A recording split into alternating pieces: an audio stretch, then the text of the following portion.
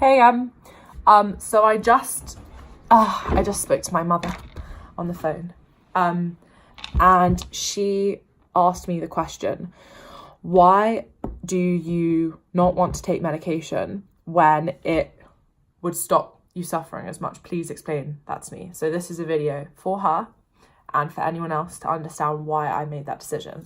She said that she'll never forget the look on my housemaster at Wellington's face when he saw me like in floods and floods of tears and literally just in like so much pain, he literally had tears in his eyes seeing me that upset, and she just said she said that it's normal for people to have mood swings and stuff, but if yours are this incredibly extreme, why would you not want to make it easier for yourself? And I want to go back to my story of the flowers on the flower bed, and I want to explain that, once again, as I've said before, but just for the sake of the story, I'm going to do the whole thing. The thing about flowers is that what is their nature to do is to absorb water. It's not something they can help. It's not something they can choose. In fact, it's essential for their survival that they absorb water. Now, if there's a problem with the water supply and that water is toxic, for whatever reason, the flowers, some of them, more than others maybe, will start to show symptoms of poison. They might wilt, their petals might fall off, whatever. This might happen, right? Now, when I say that there's poison in the water supply, I'm not talking specifically about my family. I'm talking about society at large. And yes, of course, there's like a different little, thing for every family, and they're all different, and it's very, very complex. But the point remains the same, that I don't believe there's ever anything wrong with the individual flowers. Yes, some might be more sensitive than others, and yes, I am incredibly sensitive, but I would go as far as saying that's maybe just because I've been exposed to more extreme water. Do you know what I mean? Like, I think that maybe there's just a slightly more concentrated dosage of poison in my supply. And I know that that's a controversial thing to say, but there's absolutely no judgment on it, because the nature of trauma and the nature of anything, dysfunctional or painful or whatever, is that it's unconscious. Like, no one means to do this. No one passes it on. No one wakes up one day and says, I'm going to cause people that I love pain. No, literally, that's not how it works. It's so unconscious, but that doesn't mean that it's not there. It is there. It's so real, and yet it's sometimes completely invisible. I like to think of carbon monoxide, right? Like, there's different kinds of ways that you could die. And one is carbon monoxide poisoning. And what is carbon monoxide? It's an invisible gas that poisons you, right? And maybe if someone didn't know what carbon monoxide was, they would think that you died for no explainable reason. But then if you know that there's carbon monoxide in the air, it makes sense. So what am I saying? I'm saying that I don't have an issue with the concept of suffering.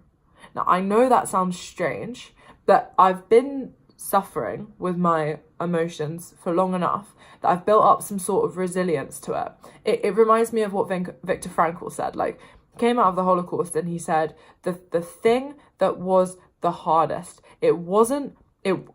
seeing, dead people everywhere, and the way, like, working, being literally starved to death, working like in a field. I mean, let's not even go to the extent to which those people suffered, right? It is absolutely perverse and unimaginable, right? Yes. But the thing that he said was the worst thing about coming out of the Holocaust was the fact that it didn't need to be like that. And that's why I see around me, as I see an awful lot of suffering that I believe is down to miscommunication. It's down to a lack of delegation. It's down to things just getting lost in translation. And I just think I'm more sensitive to it. I think that I feel it. And my mum then called me back as I started recording this, and she tried to explain to me the reason why sometimes people that I love overreact when I'll like do one thing wrong and the reaction I'll get is so intense. And I'm just like, why do I not get a break? Why is it that they can do stuff to me and I let it go, but I do stuff to them and it's like, and she said this, she said that when someone overreacts, it's an accumulation of stress in the body. When someone or something happens on repeat, you develop an allergic reaction to it. And what needs to happen is that needs to clear, right? And that love will see us through. This is what she said, love will see us through. But it's an overreaction because so much is pent up in the body. And I said, Mum, that is bipolar. You just explained it. It's years and years and years of the same impact, the same, emotional this way and emotional that way, and trying to stay face and trying to keep being a good girl because, like, I wanted to be loved, as all people do on top of that, and one day realizing nothing that you do, no act you put on is ever going to be enough because you slip up in one tiny department and you get it again. To just go, fuck this, I'm going to just be myself and I'm going to just say what I have to say, do what I have to do. And it's not that I want to hurt people on the way at all, but there's a difference between eliciting pain and extracting it. There's a difference between me holding a gun up and shooting someone and me picking a existing thorn out of them. One of those things is me putting hurt on them and the other is me trying to take it away. And me telling the truth is me trying to unpick the splinters from people, trying to clear the, emotionally poisoned water, whatever you want to call it. So why don't I want to take medication? I don't want to numb myself. I don't want to not feel the thing that I believe we're all feeling when I believe that it could be solved. It can be spoken about. It can be cured. Because it's just unconscious behavior that leads to trauma. Once we raise our level of consciousness and once we start talking openly and honestly about things, there's no problem. One of the biggest arguments that I had this year came from me having a confrontation where the person spoke to me in a way I know they would not have spoken to me if anyone else was present. Now, that is something I would never do. I speak to everyone the way that I would be happy to be held accountable for how I speak to them in front of anyone else. And it caused me a lot of distress to see this kind of behavior and to not only see it, but for it to not be acknowledged as wrong, for it to not be apologized for in any way. And then for me to be told that I'm the one that's unwell. Because to be able to act one way and then be another person, to me, that causes this problem. And this is what was happening yesterday at the Youth for Climate Change March, was that people were speaking to me in a way, and when I put a camera to them and said, do you want to say that again? They thought twice about what they just said, because they realized that do you know what I mean? And this is what I'm doing. I'm putting a camera up on myself and I'm putting it up on the world and I'm saying, let's be accountable for how we act now, okay? And maybe it would be easier to go on medication in the sense that I might suffer less. But I know now, I know the truth of I know the truth in the sense of I know that there's a certain set of conditions or requirements with which I must abide to please the people that I love. And I am not those conditions and requirements. Therefore, I, being myself, cannot please the people that I love. And I just have to make peace with that. And I have to trust that with time they'll come around and they'll be able to accept me as I am. It's actually funny. It's like we went on a safari and we were all talking about what animals we were. And I was like, I think I'm an elephant. And my mum was like, no, I think Neil's an elephant. And she was like, you're a giraffe. I'm not a giraffe. I'm an elephant. Do you know what I mean? And if it doesn't fit the family picture for there to be two elephants, well, tough shit, because I'm an elephant. And if there can only be one elephant, I will happily just like accept that, and I'll stand down and I'll go and be an elephant elsewhere, because there's no other choice. So not happily, I will be sad about it, but I have to do it. So, in Mad King George, he goes mad. He supposedly goes mad. He loses America. It's kind of a big deal, and he responds by going mad. And at the end of the movie, he says, I've always been myself. I just forgot how to see myself. And this is almost like also an apology. I apologize that maybe recently I haven't seemed myself. But that doesn't mean I'm not myself. If anything, I am more myself than I've ever been before. It's just that the self that I seemed my whole life was a self that I put on to be loved and to be accepted And I'm sorry that that is not the self that is now showing, but I think this self is better long term.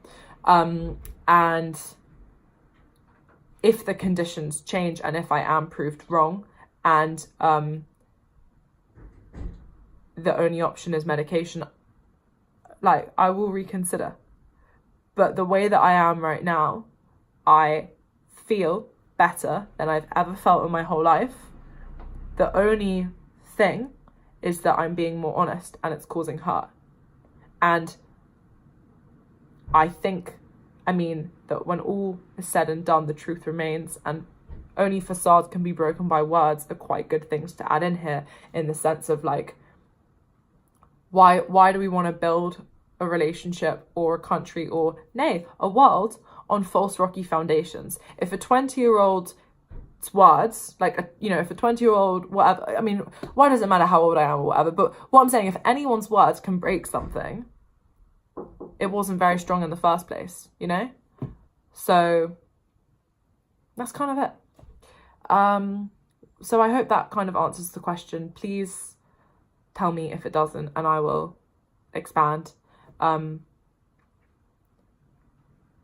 a concise conclusion, I don't want to take medication because I don't believe that the problem is me. I think the problem is in my environment and it's happening to me, and I believe that it's a problem that is fixable, and therefore I would like to fix it externally. I would like to use holistic medication. I would like the world to become my medication, as opposed to a pill prescribed to me by the system, which I believe has basically caused the problem, and to have to pay for it emotionally, financially, and psychologically, because it would go against my thing, for the rest of my life. Also, taking medication under 25 can have irreversible effects on people's mental health, because with depression, for example, you then become reliant on it, and you don't know, your body forgets how to naturally produce serotonin. That's what Ciano told me, and it sounds right, but I could be talking out of my ass, but I don't think I am. Spud that, come on still.